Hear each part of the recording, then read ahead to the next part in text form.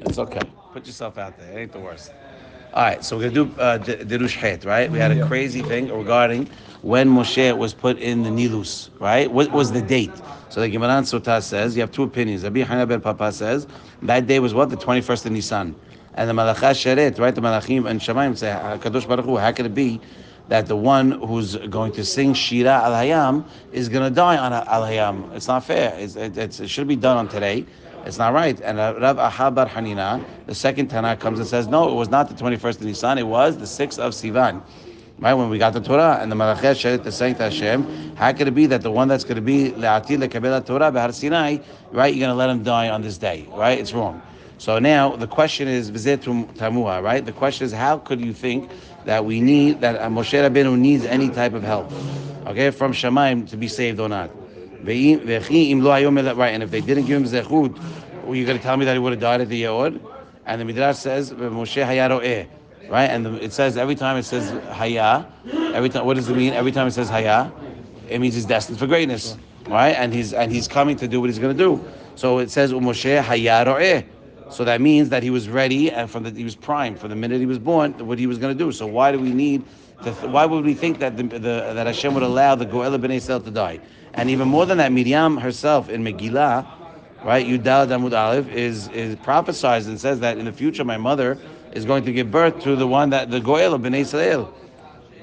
So if so, from the day he was born, he was destined to whatever. So why do you think that the Malachim have to have this debate? Not debate, but this defense for Moshe Rabbeinu. And we also ask why do we care what day it was? What does the day have anything to do? And why we bring specifically that he's the one that's going to be Mekabel Torah, or it's going to be the Yam Suf. There was other things that Moshe Rabbeinu did. Why did the Gemara Davka pick out these two things? And we said something crazy. We said V'yesh so much that before Bnei Yisrael cried out to Hashem, we were not for Geulah at all, right? I mean, again, not even that. Even more than that, we had, not only did we not have zechut, we went on the other side and we took away our Brit Milah and we attached ourselves to the derech of Mitzrayim. So we have nothing to go by. And when Hakadosh Baruch Hu promised us that we would be Nigalas, He didn't promise us if we were going to be the Shaim. He promised us if we would have some sort of zechut, or at least we should cry out to Him. So even if we didn't have zechut and we cried out to Him, we still would have got it. So you can't have none. You can't have no zechut and not pray to Hashem and expect to get saved. It doesn't work that way, right? Either you have zechut or you don't have zechut, or if you pray to Him, or if you don't have zechut, you pray. Or if you're not praying, you better have zechut, because otherwise he ain't going to answer you. So the Kenai, it's exactly what happened. That even when Moshe Rabbeinu was ready to save them, right, to Goel Bnei Israel, it didn't happen, right? Hashem waited 80 years. We said 80 years is psycho. It's crazy to think that Hashem waited 80 years. Moshe is right there, and He makes him wait 80 years until what? Until Bnei Israel actually cried out to Hakadosh Baruch Hu, and then right away Moshe. Then it starts talking about Moshe Rabbeinu. And even by Mordechai, we see the same thing. Mordechai says, Ish Yehudi Haya. Right? Like it says in the Midrash, there's also Metukan Legula.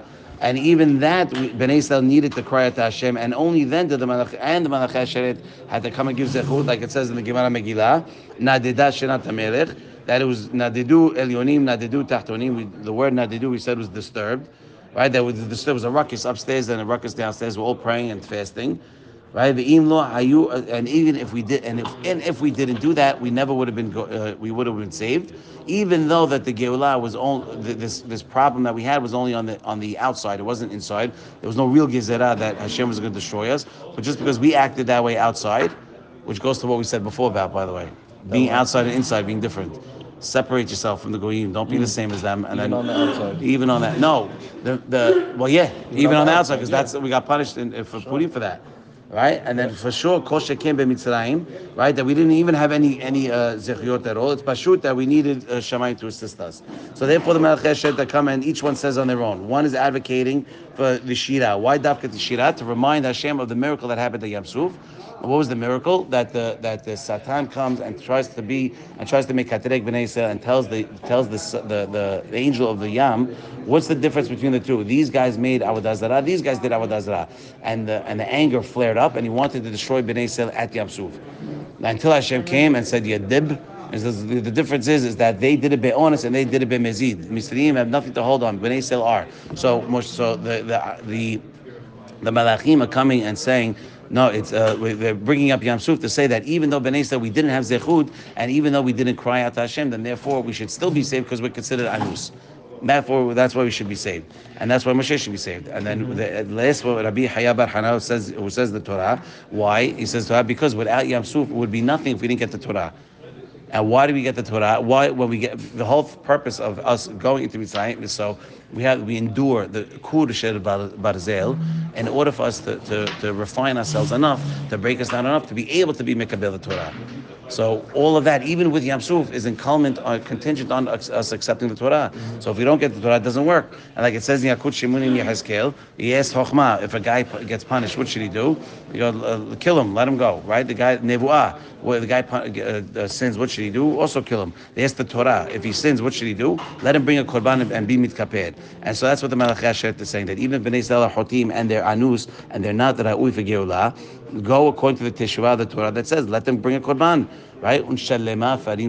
Even now, right? So you have to help, and that's why you went off the Torah regarding Matan Torah. And then we finish by saying that, and gives us a reason why Hashem told Moshe to tell him that we're going to tahogel, b'midbar, right? By tahogel b'midbar, right? 3 days we're going to give ve'zavachnu Hashem Elokeinu, that we're going to give zevachim to Hashem. Why would the question? Why is there a reason that? Why do you need a reason?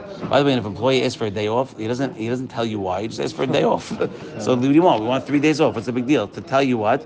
To show you, to give hint to Bnei Yisrael that we need the korbanot. Because what's the mitzvah that we actually took when we were able to get out of Mitzrayim was Korban Pesach, and that's dafka why the second opinion in the Gemara is holding by Matan Torah and not Yam Suf. Baruch Adonai L'olam, Amen.